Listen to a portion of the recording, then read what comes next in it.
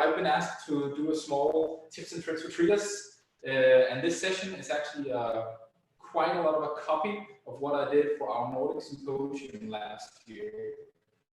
A lot of the things that we have today is not new to a lot of you guys, but I will go a little bit into depth on some of the features, some of the questions that I hear most in the field and so on.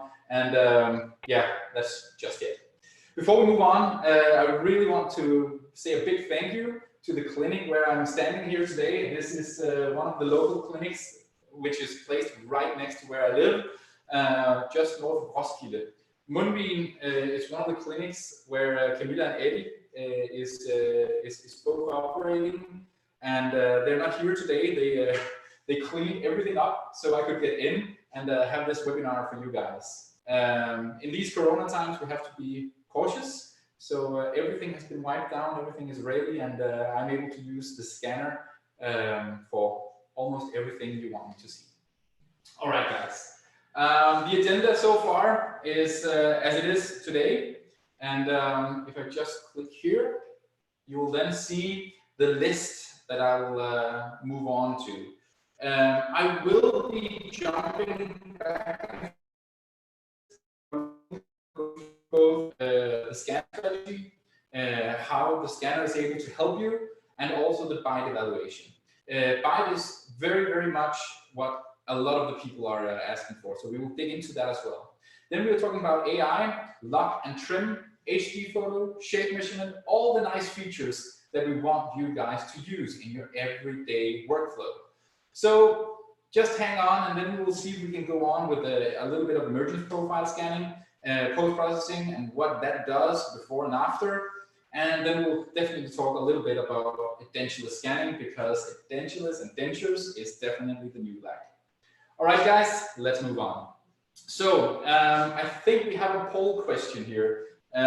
So if I can just ask you guys if you're actually using the correct scan strategy, and then my fantastic colleague is sitting in the back, and actually she will post out a poll now asking you which type of scan strategy you're using.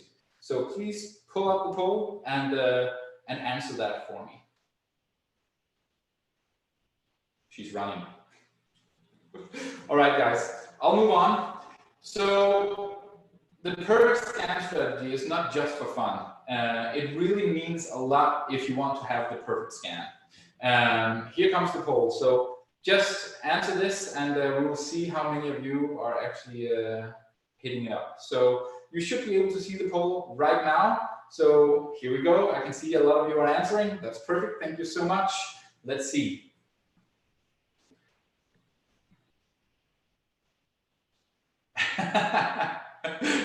Okay, so a lot of you are answering yes, I do, which is great. Of course, this is anonymous, so just keep voting in. I can see that almost 50-60 people has voted. So keep voting, and I will let this stand there for just a couple of seconds. Most surprisingly, we actually have a couple of answers saying I did not know there was a scan strategy. So we'll dig into that on the next couple of slides. So hopefully after this meeting, you should be very specific on how to scan and also how to optimize your scan strategy.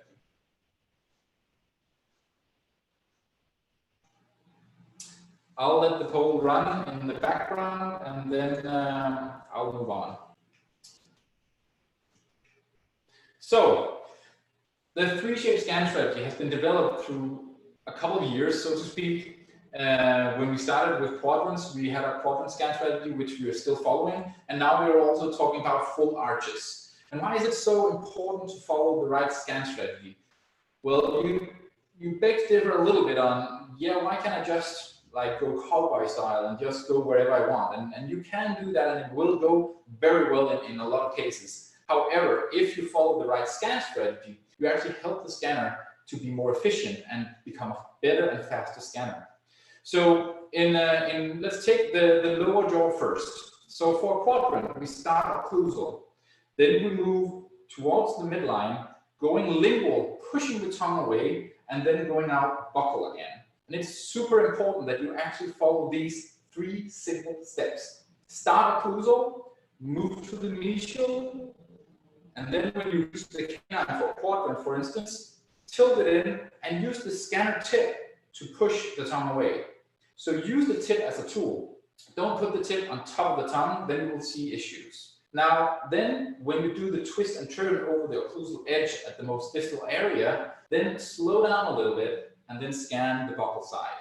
So 3 swipes, occlusal, lingual, and then buccal when it comes to lower jaw. All right? Good. What about upper jaw?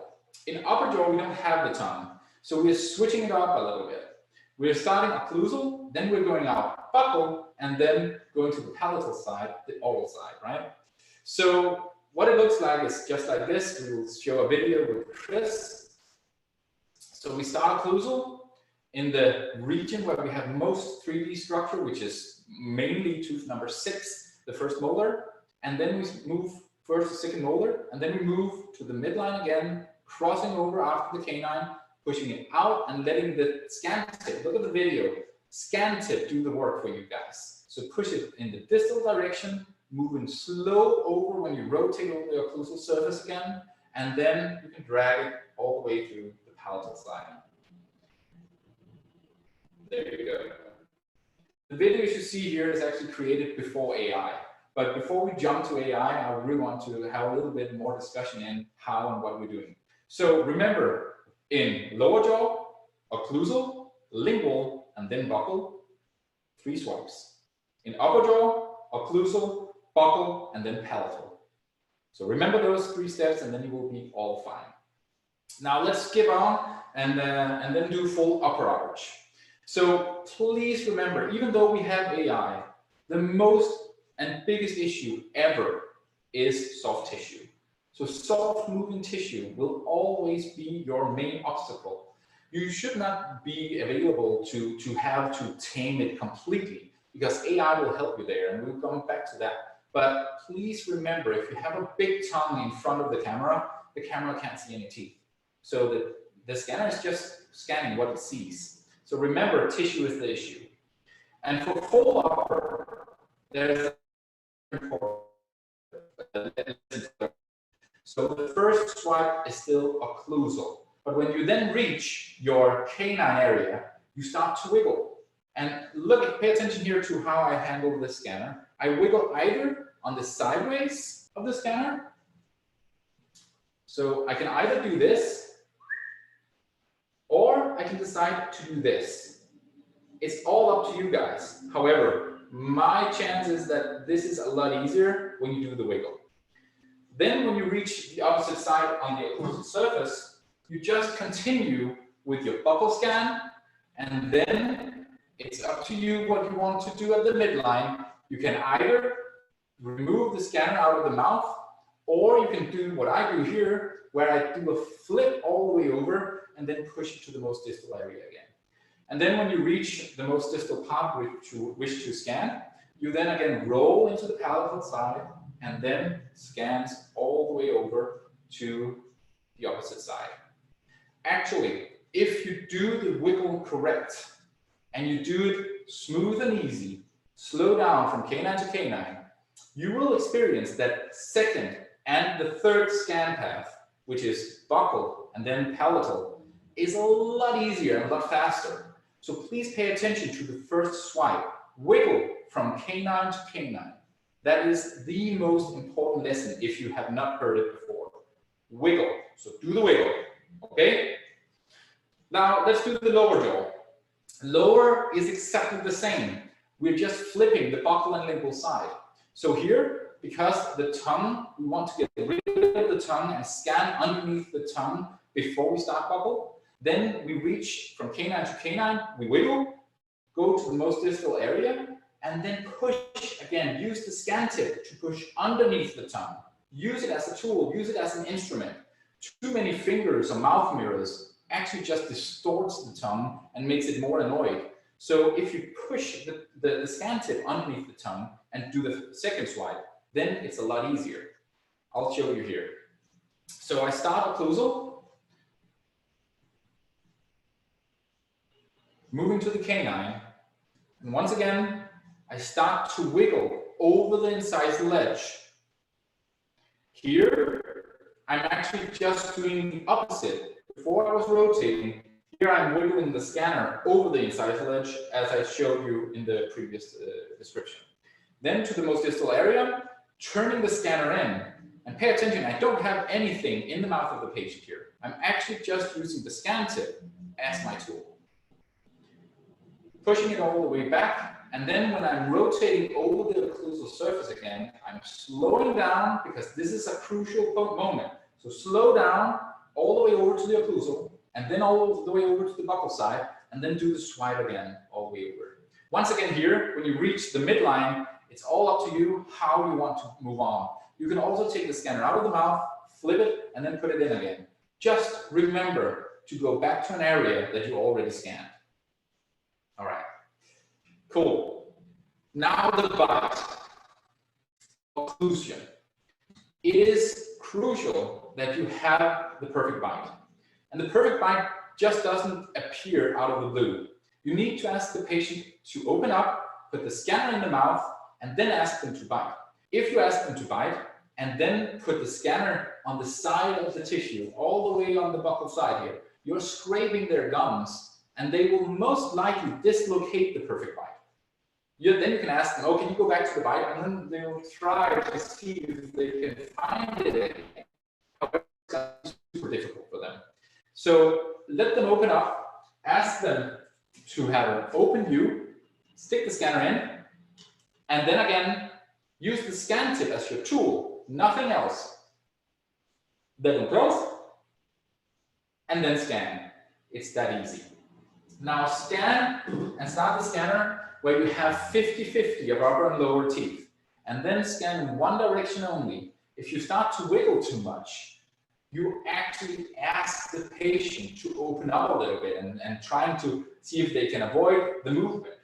Or they actually just follow the movement. So ask them to sit still. Don't let them bite hard. A lot of them do. So just ask them to bite nice, firm, and easy, and then do the one slide scan. That's it. And then when you do it one scan, the software is intelligent. So if you scan a full arch, it will most likely detect that it's a full arch. So as soon as you click the scanner button again after the first scan, it will automatically switch over to bite number 2. And then you can proceed with the second bite. Now, bites are very important. We do not recommend any full arch scannings with only one bite. So please remember, full arch scans requires 2 sides. 2 sides. Don't just claim that, yeah, but my dentist will just do it fast and it's just as accurate. It's not. It is doing a software calculation on 2 bites to have the perfect bite. So remember, 2 bites on full arches, and then of course 1 bite on quadrants. Next step. So the bite adjustment feature. We've all seen it, we've all talked about it, and every single one who actually has multiple patients running in and out of the office will know what the bite adjustment is. If you don't, pay attention carefully. Now, when you scan upper, when you scan lower, you scan them in a relaxed state. There's no interference with the gums, there's no interference with the ligaments. They are scanned in a relaxed state. Now you ask the patient to bite and have contact between your teeth. That will actually give a little bit of deviation. Combine that with the small microns of precision that the scanner has on full arches, ×2 with a scan of the bite, and then you will see that you have bite throughs, just like you see here on my first picture, on the one on the top. Those bite throughs are very, very small, but a lot of dentists are very scared of these. You can actually compare this scan by digital as when you did 2 gypsum models. When you had 2 gypsum models, the first thing that the lab technician did was to see if they could align them and then scrape a little bit to get the perfect bite. Now it's on occlusion. They actually removed a little bit of gypsum to get the perfect bite. And that's still what they do when we were talking analog. Now, today, we have the adjustment feature, where you take upper and lower digital and then optimize the adjustment bite just by clicking Adjust Bite and then you will see the lower right corner. It's exactly the same case, just without the penetrations. And I beg to differ that we're talking about at maximum 20 microns here. Nothing more, nothing less. So it's very, very small deviations we're talking about, and very, very, very little that we are seeing. However, 20 microns can be felt and can be touched in the mouth. So the patient will definitely feel. If the lab technician doesn't work with you closely, then they won't be able to do the perfect height of the crown, and they have to know if it's in non-adjusted or if it's in adjusted mode. But a great technician will know immediately. They will see it, and then they will be able to correct it for the final crown as well.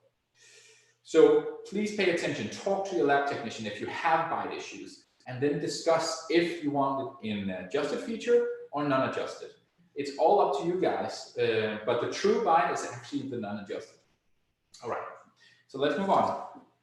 I can see a ton of questions, and I will answer most of them afterwards. I will use the next couple of hours answering questions afterwards, I can see, unless we actually have Marianne answering. So, I can move on, but I can also just go down a little bit and then go to the scan page. So before we actually do that, I want to discuss this as well. So the scan strategy is very important, and the perfect bite is even more important. But if you want to have patient-specific motion, it is crucial that you follow the guided steps that we just discussed. Patient-specific motion is super easy. I'll show you in just a couple of seconds. You'll have to scan upper, lower, and a standard bite. And afterwards, you can ask the patient to bite together, and then stop the scanner and ask the patient to move in the direction you wish to see. And with those directions, you will then be able to see within the software where you have bites and also where you have slide marks and so on. And that's very, very important if you do a lot of single unit crowns and so on, because this will be crucial for an even easier fit and no adjustment after seating. So please, if you're not using it already, then you should definitely look into this feature. It's already in your software. So let's see. I'll just move over to the different scanner. So we can do a couple of live scans. I'll do a quadrant scan, upper, lower, and then a bite, and then show you how the patient-specific motion works. So stay focused. I'll just switch screens.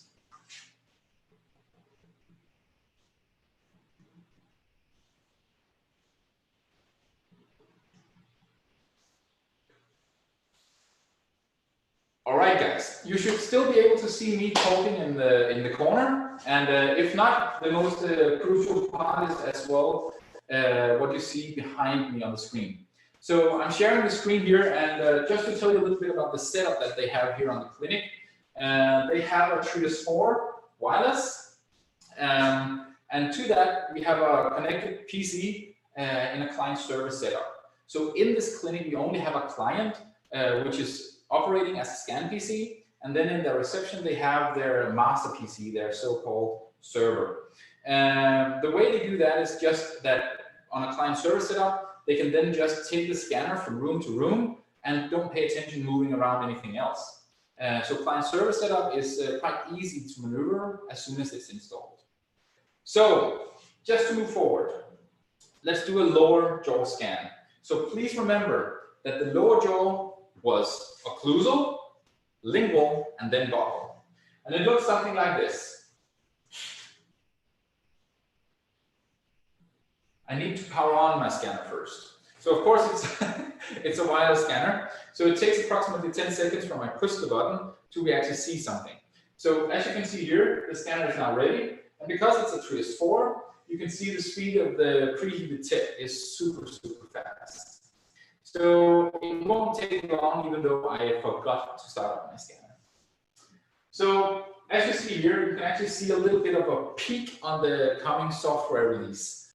This is one of the features that we actually put into the beta, newly released beta. And as you can see here, we changed a lot of the icons, and we also changed the UI quite a lot. So this is a very early sneak peek on how it's going to look on on your systems in the future. So let's start scanning lower jaw, and remember, occlusal, lingual, and then buccal.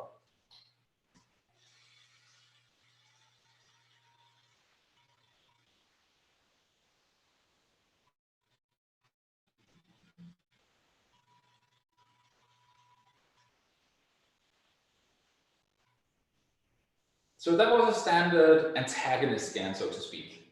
And of course, please remember all the nice features that we are giving you for free as part of your subscription. You can actually twist, turn the scanner, and then click and hold the scanner button.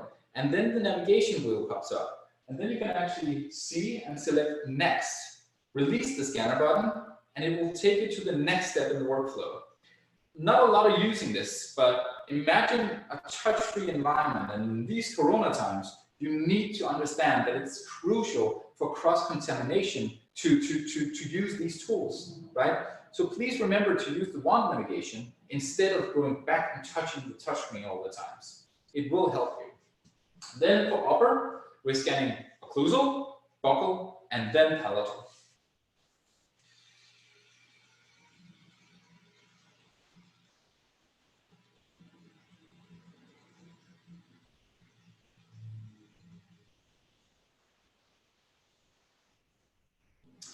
And if you follow the right scan strategy, it goes a lot faster.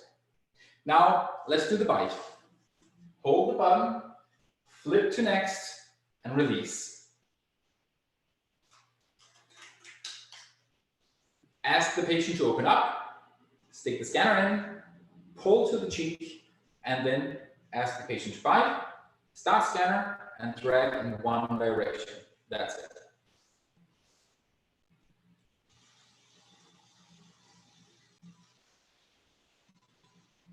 Even though it snaps fast and super fast, please remember to have at least 3 to 4 teeth in one row to have a perfect bite.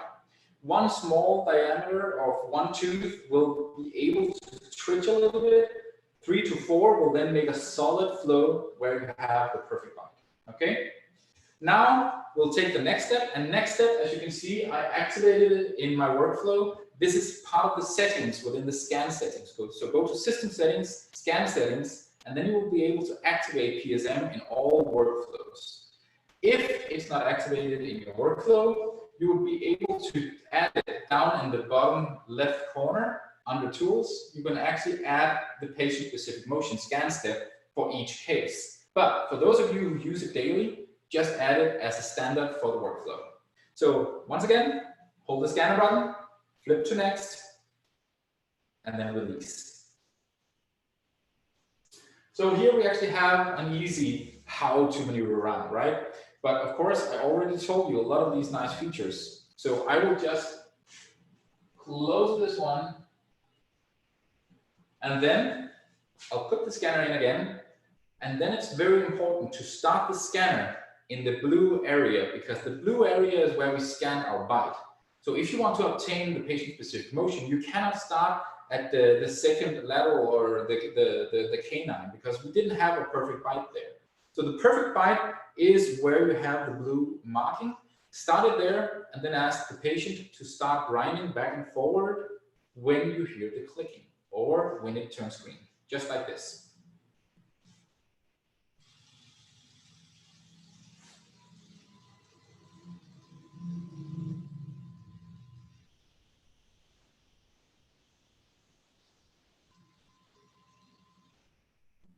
Then when you stop it, it will calculate.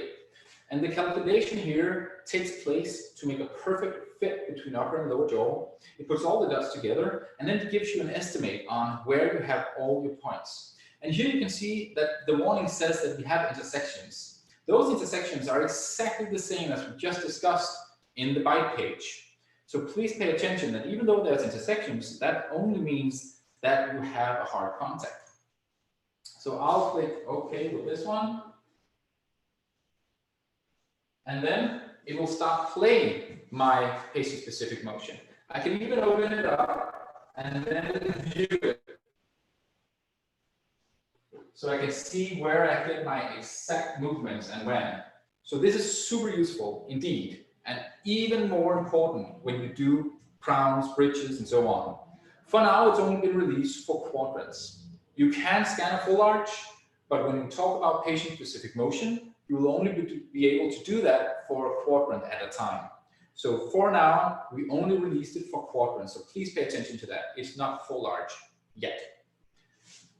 Good. I'll put the scanner down and switch back to my presentation.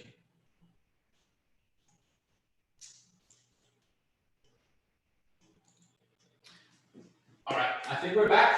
Good. Now let's talk a little bit more about what the scanner does for you and how it's able to help you just by knowing what it does. So here we actually have a TRIOS 3 scanner, but it's exactly the same on all our scanners. So the scanner are looking in a depth, right? So it looks from the top, the edge of the scanner and down. And that height varies. So it's very important to listen now. So every time we start the scanner looks after the first area of touch. In this case, I just put a tooth in. In this case, I also put the tooth to the top, to the scanner resting on the tooth. And then from that touch, we actually have 12 millimeter, approximately 12 millimeter of intelligent scanning, where we're telling the scanner and the software to navigate together and saying, oh, from the first view and the first touch I can see, I will go from there and 12 millimeters down. But what happens then if I hover it? Well, that's easy. It still sees from the first touch and then 12 millimeter down to the maximum scan depth. But it's very important that when you do this, the scanner helps you no matter if you're in touch of the tooth or you hover from the tooth. The reason why you're only scanning 12 millimeters when you're scanning normal scans and in normal workflows for crown, bridges, and so on, is mainly because we want to get rid of all the soft tissue. We don't want fingers and tongues and suctions and so on to go into the scan. 12 millimeters is a very, very good estimate on a height of the tooth, the depth of the tooth. So no matter how you angle the scanner, it will actually do that and only keep it in that direction, in that sentence of the scan depth. And that will actually help you when you're scanning. So if you want lesser to scan, just hover a little bit and a little bit more till you see the maximum scan depth, because then you will know that you won't be able to scan any longer. So for a lot of soft tissue going over a tooth, for instance, you can pull out the soft tissue and then just raise the scanner a little bit until you can see that you can only see tooth. Then you are helping the scanner, helping you. But please pay attention to this intelligent scan depth, because it is a very, very useful feature that's implemented in all our scanners. Now, AI. If you have a poll question about AI, Marianne, will you put that up? So the next poll is about to enter the view. Hold on.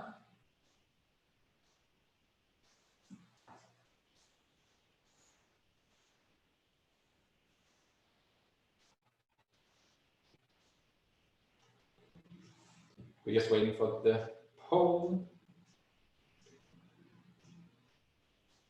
I think you're still seeing the same. Oh, here we go. It's still the same questions. Here we go. I think we are struggling a little bit with the polls, but I hope that Marianne is going to be able to fix it in. AI. What is AI? So AI is so much more than just AI. AI helps a lot more than we thought it would be doing in the beginning. But AI is really revolutionizing the way that you're scanning, because all of a sudden you can scan easier and faster. And some of the first viewpoints that we had when people tried AI was actually, oh, now I became a pro scanner within the first week. And the reason for that is that we actually taught the software to be able to, oh, hold on, to be able to detect the soft tissue, the unwanted soft tissue. So gums and so on will still be there, but there's everything else over the gums, the firm tissue and so on, will try to be discarded.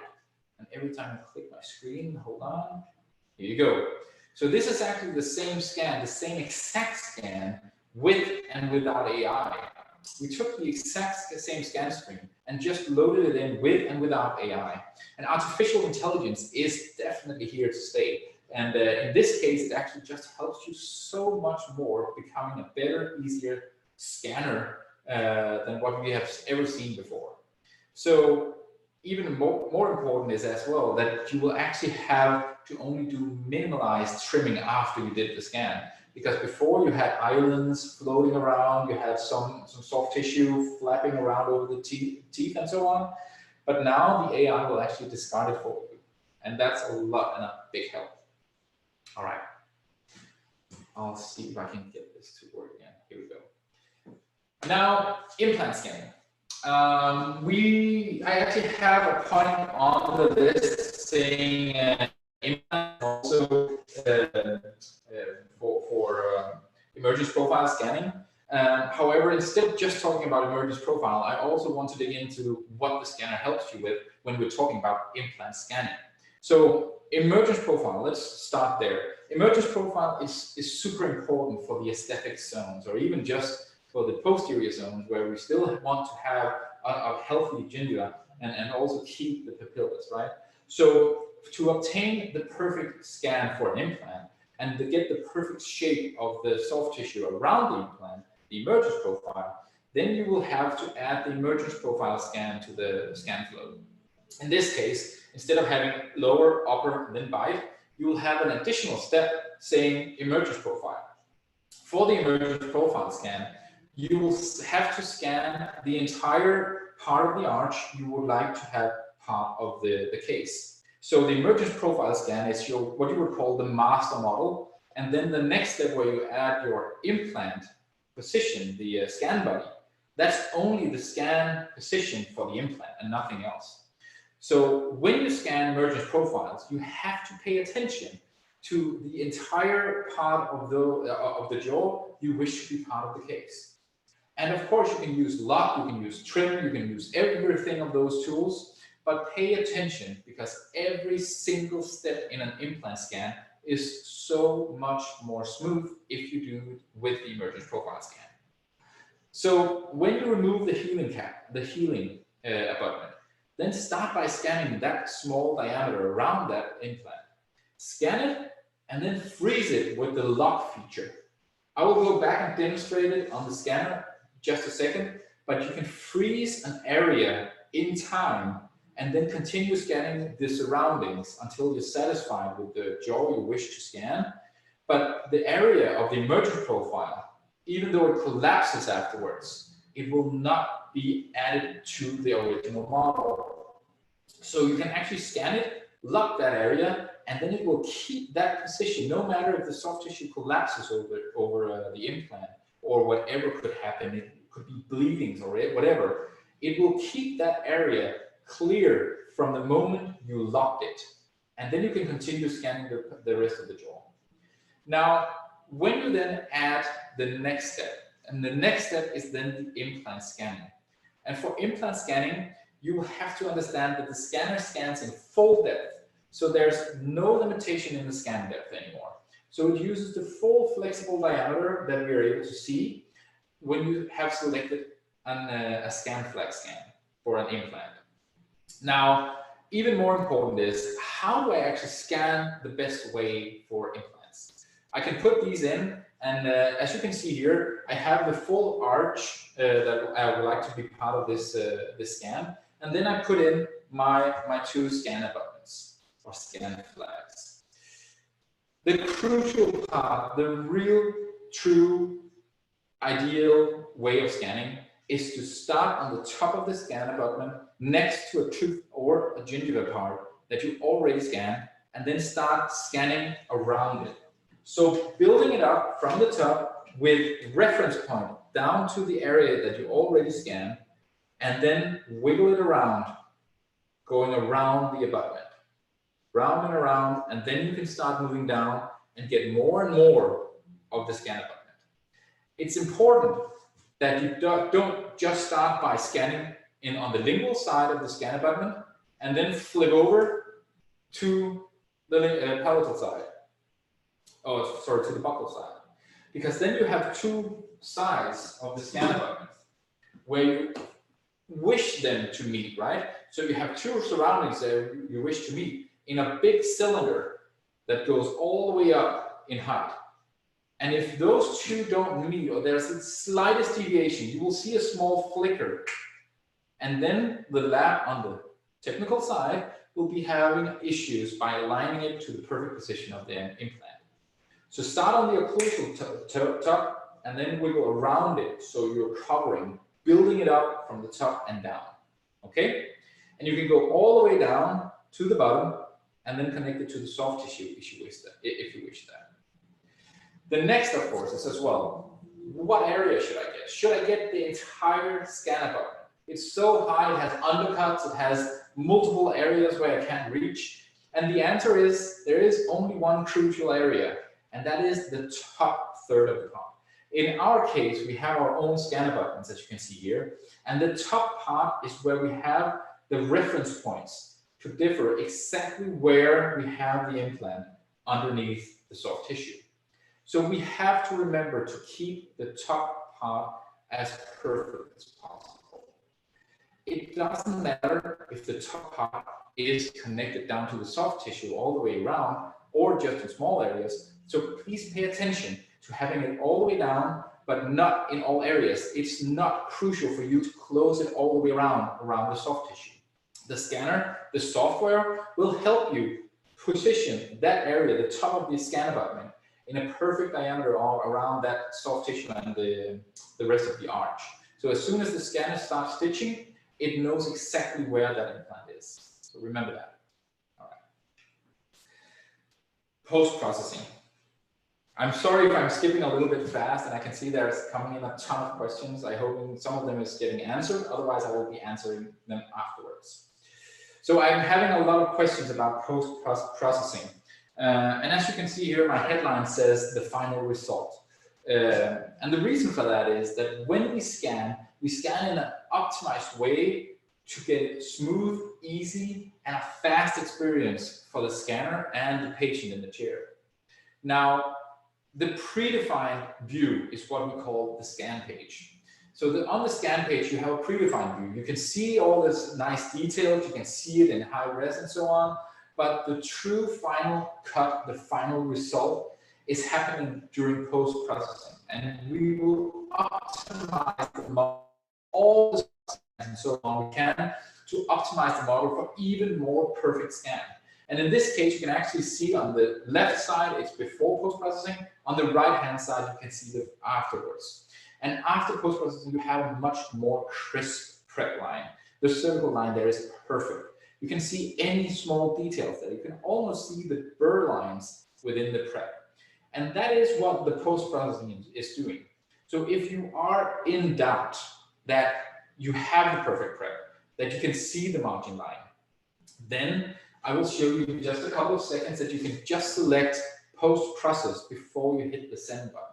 Post-process is a button positioned on the validation page.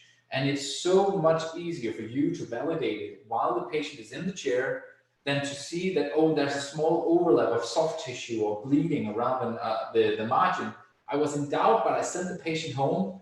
Then it's easier to get that doubt out of the way, just figure out if there is an issue in that area, and then go in and edit it while the patient is still in the chair, instead of having to call the patient back. So when saying that, I will actually skip right over to that step. So I will switch computer again.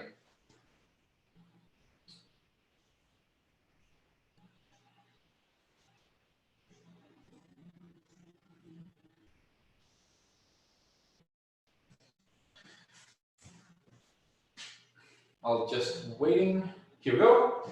As you can see here, we're still on the bite page. So after I did the patient-specific motion, I will then move to the next step, which is our validation page. On the validation step, I will have the option to post-process the case.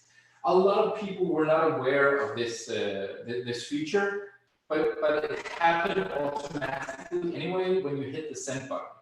So now we moved out the button. So now it's actually also, my TV is getting shut in a couple of seconds, hold on.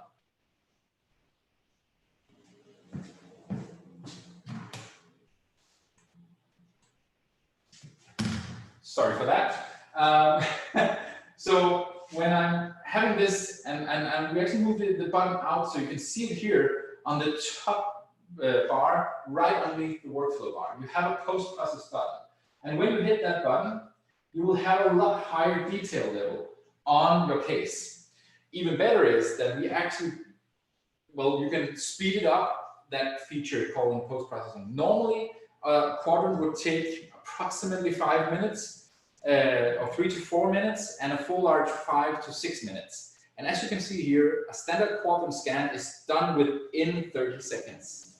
And here you can actually see the detail level has been changed quite a lot. And if I open up my, my jaw here, hold on, it's a different mouse. If I open up my jaw,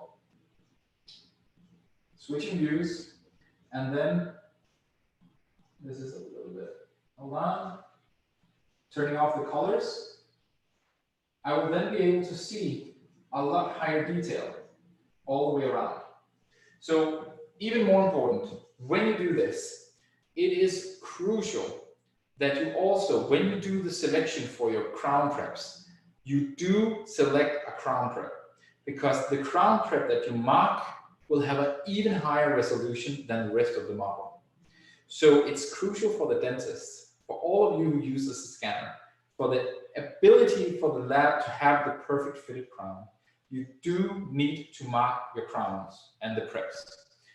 You are not allowed, when you do scans for crown, bridges, and implants, just to select scan only. A scan only is for a guide splint or something with lesser fit of action, right?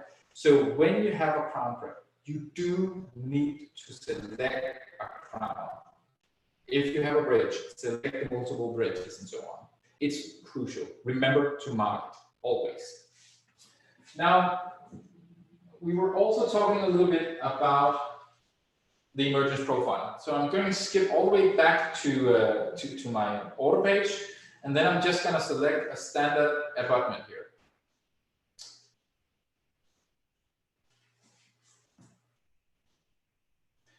So when I select abutment, it doesn't really matter what I select here. But as soon as I selected the abutment and the type, I will then over here on the right-hand side have the option to select the pre-prep as always, but also the emergence profile. If I deselect the emergence profile, then it will take me directly to the scan page where I have the scan abutment. But with only the scan abutment, I then have to get rid of that in the lab software, and I would not have the soft tissue underneath. So I can only recommend to always use the emergence profile feature as well. Great. There was, yeah, I think we're going to switch back to the presentation and talk a little bit more there.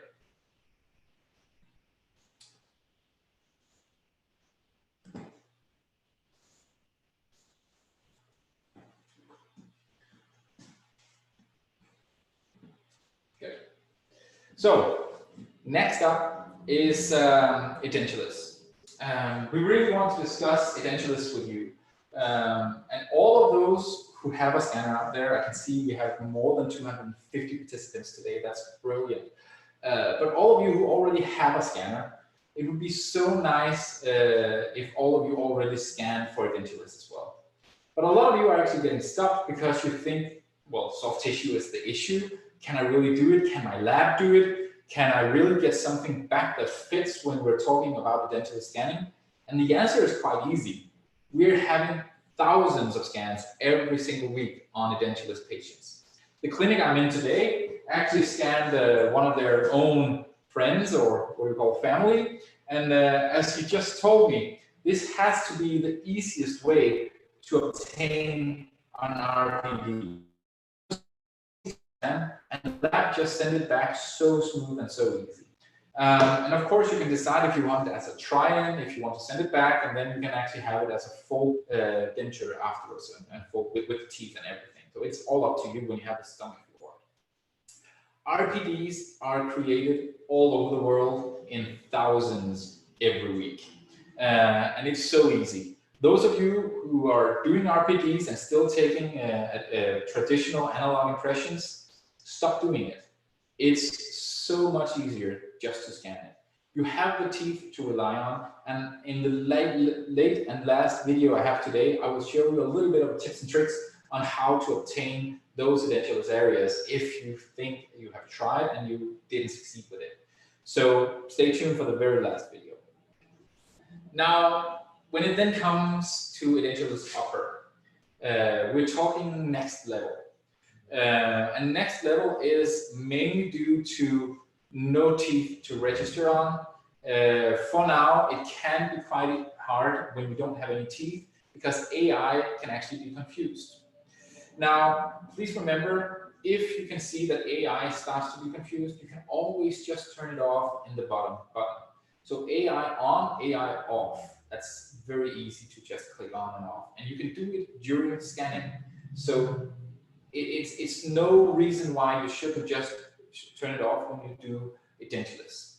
However, AI will become so much better for Edentulous as well, because AI is all about machine learning, and the machines will be learning every single time we try to teach it something new. And right now we are focused on Edentulous scanning as well.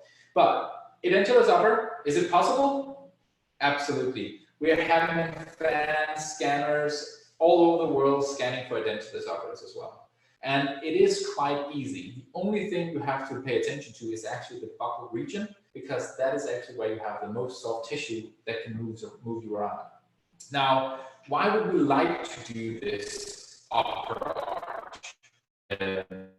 Why are we talking about edentulous scanning for dentures? Well, this video I borrowed from one of our good friends, Lucio, in Italy. Unfortunately, Lucio is also at home, not at his clinic right now. We all know that Italy is one of the worst areas that has been hit due to Corona.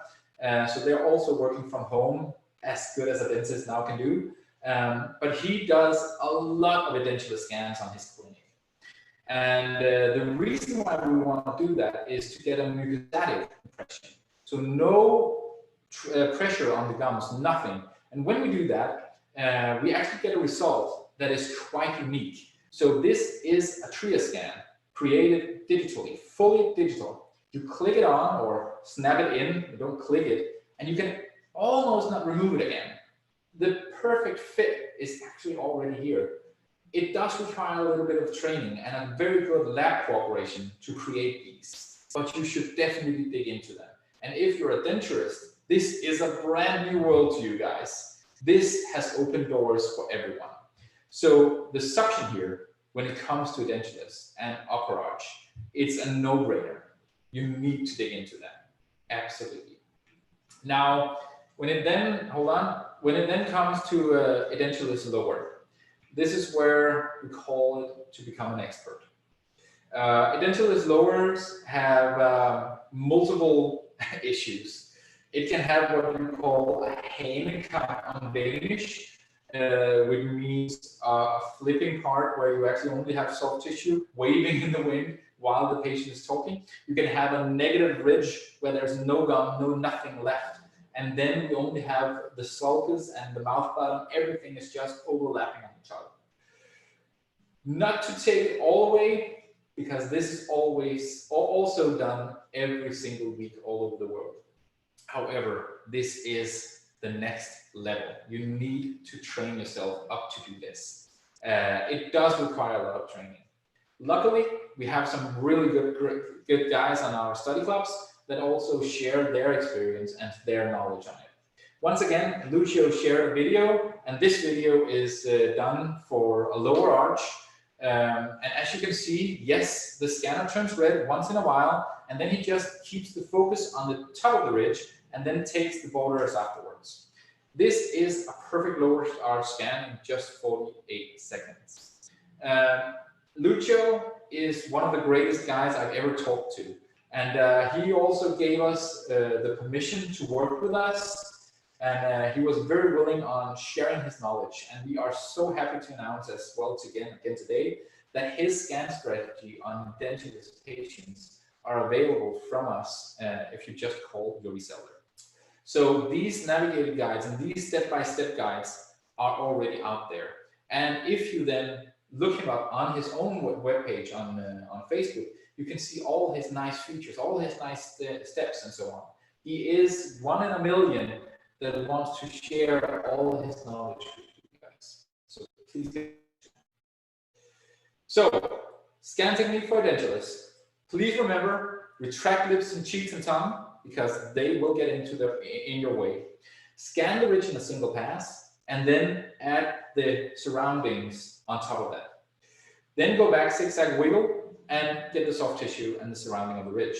And during the scanning, always inspect the model for stitching errors. Always. Because if you have a larger area moving than the firm tissue that you just stitched, you might see stitching errors, and then you will have to go back, trim that away, and continue. All right. So in this video, I just took a standard model on semi-edentulous for an RPD, and I really wanted to show you guys how it is to scan. So if you're scanning and want to start on RPDs, you should start by scanning. And hold on, I hope it starts. Yep, here we go. Start by scanning on something that you know is firm. In this case, the teeth. Then angle the scanner all the way down alongside the teeth. And then make sure you have it connected, the soft tissue, to the teeth before you continue. The hardest area to get is the bridges, the gaps between the teeth, the edentulous small areas. And the way you do that is actually to angle the scanner down and let it float all the way down to the buccal. So you can see here on the screen that the tooth is connected to the soft tissue, and then move back occlusal again. And then you can continue with the normal scan strategy. But it's important that you are connecting the teeth with the soft tissue so you actually build a bridge like a big puzzle. If you don't have the puzzle pieces together, then you will see a lot of issues and you will have a hard time on getting the scan done. But if you follow that quite easy, then you should see an easy pass on the models. All right. I will just go back and talk and show you guys the features of lock and trim, and then I can see my time is almost up. So let me just switch back to the TRIOS.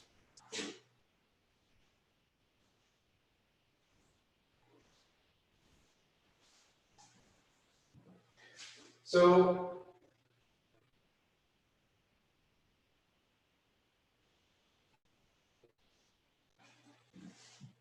if we go back to the scan page, it just takes a little bit to update. There we go. You will see we're back to my normal ridge. And before I move on, I'll show you how it is to scan a full arch. Scanning full arches is never easy. And before you move out on scanning full arches, this is actually one of the most important lessons to learn today. If you want to become the best of the best scanner, you should never teach yourself how to scan on a patient. That sounds a little bit off because we want to scan patients. But the best way to learn how to scan is on yourself. Not on an assistant, not on your wife, not on your kids. They can play around later on.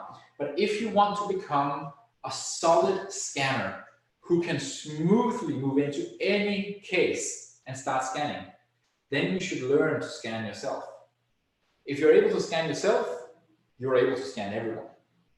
So I'll just erase this scan and then scan a full arch just to slow down and let you see how you scan a full lower. So no cheating, live it is, and I hope that there won't be too much lag because we're actually scanning from the same system that we're scanning from, but let's see. I'll start occlusal, and then at the canine to canine, I start to wiggle. It looks like this.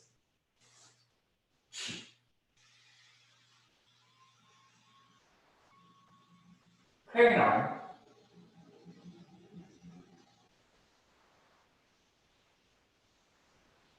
And canine.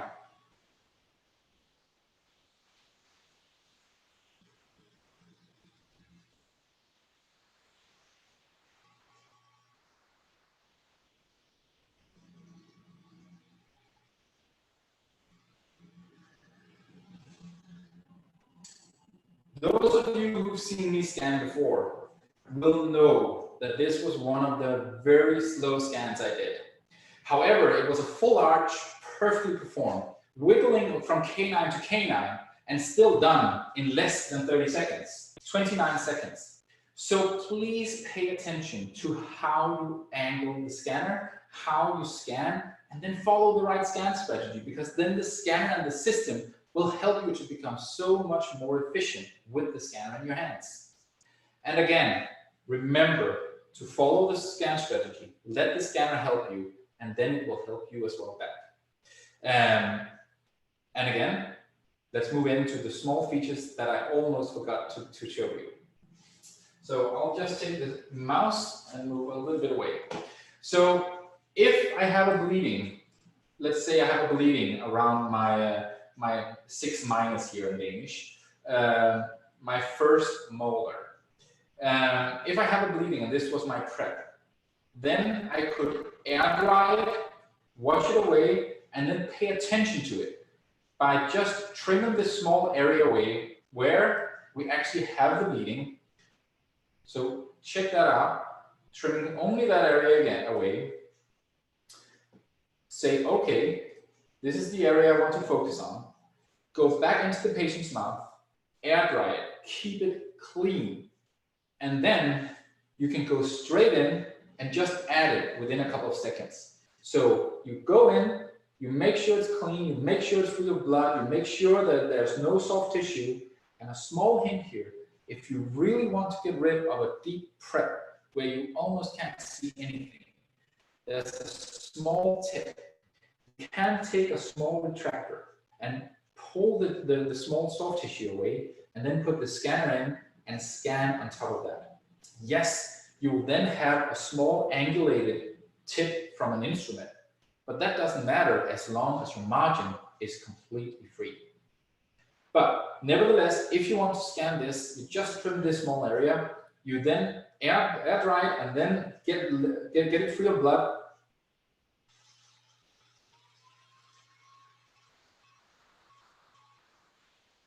And within seconds, it's there. Now let's say that this was the first area that we scanned. And if it's the first area that we scan, we want to freeze that area, because now we finally got the perfect scan around the prep. Then we have the lock tool. It's called locked surface. It works the opposite way of a trim. So if you lock the surface, you, like just in every other paint program, you freeze an area, you can see it turns freezing cold blue. And if you turn off the colors, you can also see that it's, even though it's without any colors on, you then see it marked in a different direction, in a different pastel color. With colors, it looks like it's been frozen. And then if that area changes, if it adds a little bit more blood, or the soft tissue collapses on top of it, and you then scan that area again, it will not change from its original position of what you just froze. So that's a very important feature to have, indeed, when you have deep preps and you want to add more and more around it. So trim and lock is so much easier to use than anything else. And you can actually save an entire arch by just trimming a small part, freezing a small area, and use those tools that is already given to you guys. Same comes with HD photo. HD photo can be added on top of your prep to navigate and help the lab to define the perfect spline between soft tissue and hard tissue. Just click the HD photo button, and then you will be able to hold on. We'll just kill this one again. There we go. And then you will be able to go in and then just take a snapshot from any place that you already scanned as an HD picture in 2D, snapped onto the 3D model. It looks like this.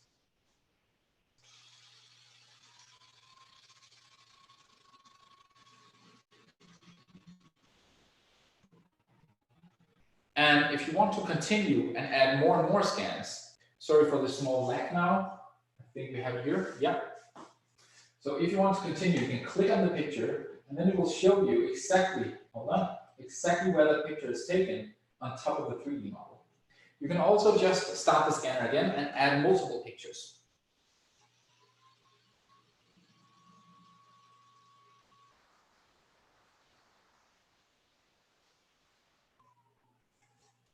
And here you can see that if I select that picture I just took, you will be able to see that I have a buccal filling from back in time when I was a kid, right there. And that's actually quite hard to see without the HD photo activated. Then it's just a surface with a little bit of blur.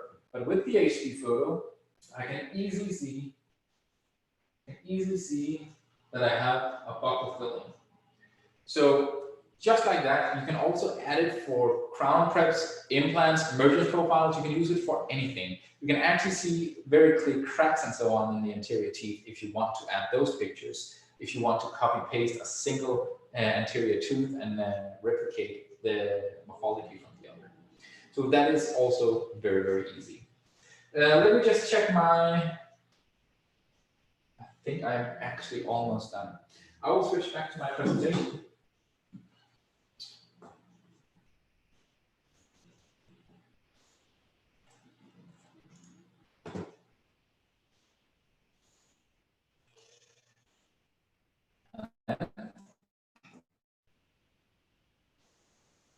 Keep updated and socialized. So before I leave, you should pay attention to all of these nice features we have online. We have all our news, all our great webinars coming up. We will keep posted on both our channels on Instagram, Facebook, and YouTube. All our webinars are being recorded and can be viewed later on as well. And you should get on, if you're not already there, get on our 3Shape community. It's an online platform where we share all our thoughts, ideas, and you will be able to have a ton of videos.